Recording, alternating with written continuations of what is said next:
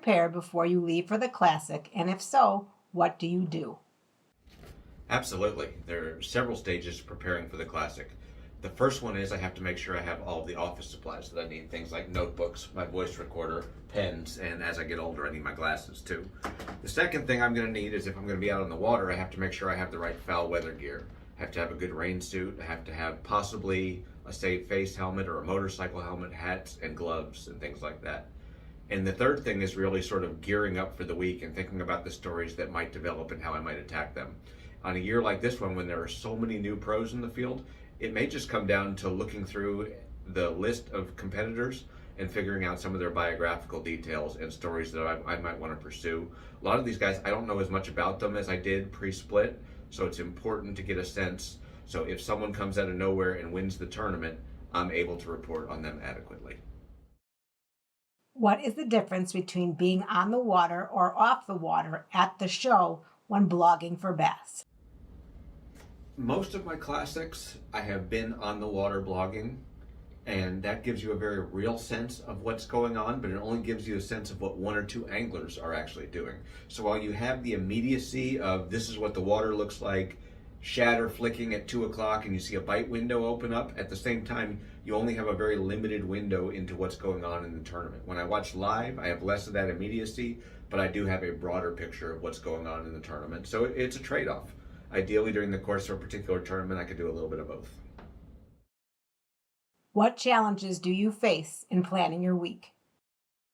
In planning my week, there really aren't that many challenges because the key at this point in my life is to be flexible and to be ready to write about something new every day.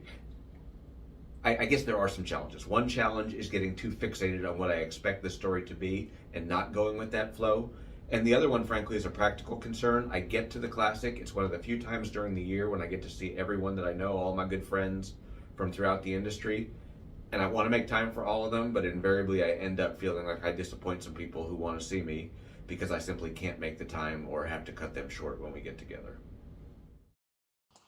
Is it easier to be in person at the event or behind the desk watching the live coverage? There's always an advantage to being on site and being in the city to feel the energy that goes with the Classic. If you're at a remove, whether it's a 1 mile, 90 miles, or 500 miles, you simply can't feel those emotions. I've often been given the task of interviewing the guy who comes in second place at the Classic, and it's brutal to go and see someone who's just had the rug ripped out from underneath them and seen their greatest dreams dashed. And while I hate doing that, at the same time, getting to see those things or getting to see a guy like Gussie win last year and how much it meant to him, being on site, even if it's sort of a loss leader in terms of the profitability side of things and it costs me vacation time from work, I always want to be there if I can. It's critical to be there. Are you given certain items to write about, or do you get to have a blank slate? In the past, when I was blogging from the water, it was pretty much a blank slate, but I was looking to produce shorter pieces, 50 words, 100 words, maybe 200 words at the most. Now that I'm not on the water every day and I have the chance to do some more long form pieces, I feel like Bass has given me more of a blank slate. I'm thrilled that they trust me to go out and try different things. Last year I wrote about Brandon Card and his deal with meningitis and how much it handicapped him, or dealing with a story with Shelby Gustafson. In the past, when I was on the water, I wouldn't have gotten to do those things. I'm thrilled that I had those opportunities in the past to be on the water and see a Kevin Van Dam or a Chris Lane catch the winning fish. But maybe it's because I'm older, or maybe because it's sort of been there, done that. Now I want to explore some deeper stories. On day one, how do you choose who you interview at launch? A lot of it comes down to availability. Frankly, if there's a TV crew on someone, or Dave Mercer is harassing them relentlessly, or they have their family there and I can't work my way through the crowd, it's tough to get in front of people.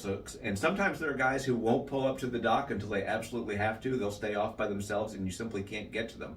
So it does require being opportunistic. I do like going to the guys, frankly, who don't have any media around them. Sometimes they're anxious to talk or they have a story that no one's explored, but you always have to go back to certain of your favorites and certain of the tournament favorites to make sure that you have your bases covered and you kind of get a sense of what's likely to progress. You know there are certain people who tell the truth, certain people who kind of play fast and loose with it. You want to get a mix of those so you can cobble your story together as the tournament progresses.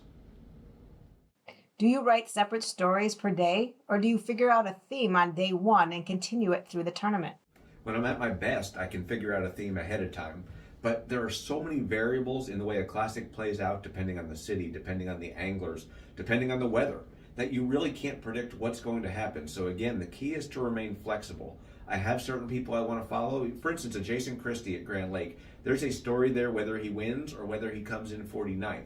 But with respect to most of the guys in the field, you want to see what happens, see who has interesting stories. You want to listen for those tidbits when they're on stage or in the media room and pick up on those and be flexible and run with your stories as they develop. What happens if your story or theme you are following doesn't pan out? Everything's a theme and everything's a story. If we knew how the tournament was going to end up, they wouldn't actually have to go out on the lake and fish it.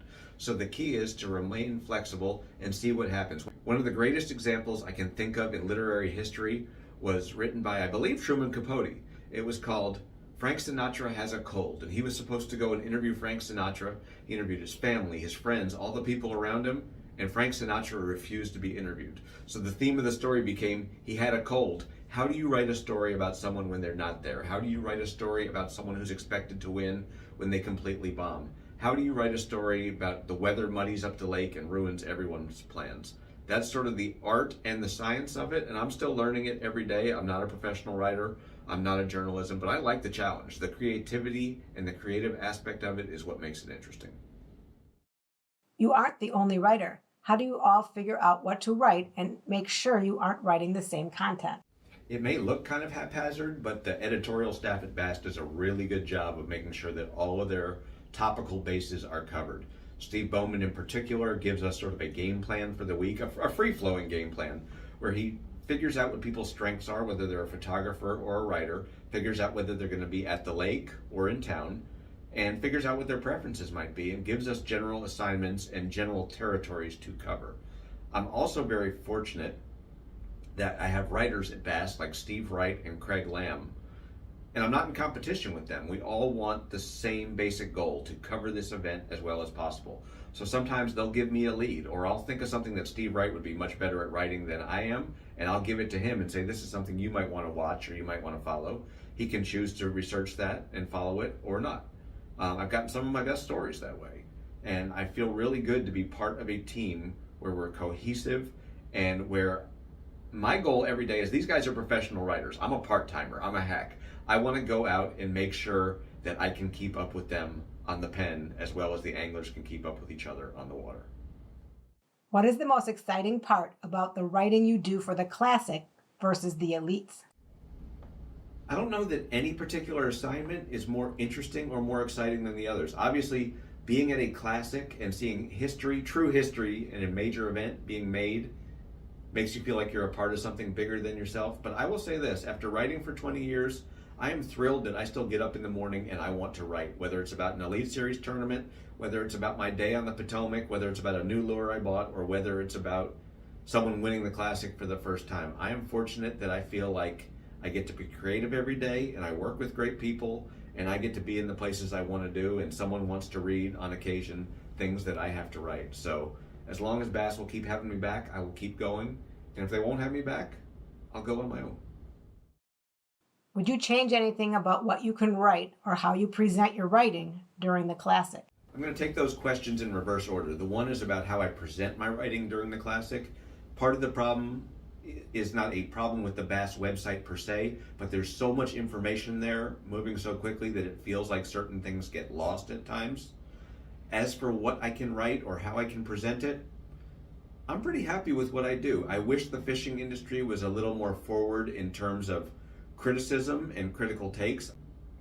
I still think that we're in our infancy and we have some thin skins around there, and we're not ready to be critical the way they might be in rock and roll criticism or baseball journalism or football journalism. We can't write those hard-hitting stories. There's not an appetite for it. But on the whole, I'm happy to be part of that progress towards that goal. Even if we never get there, we're so much further than we were 10 years ago.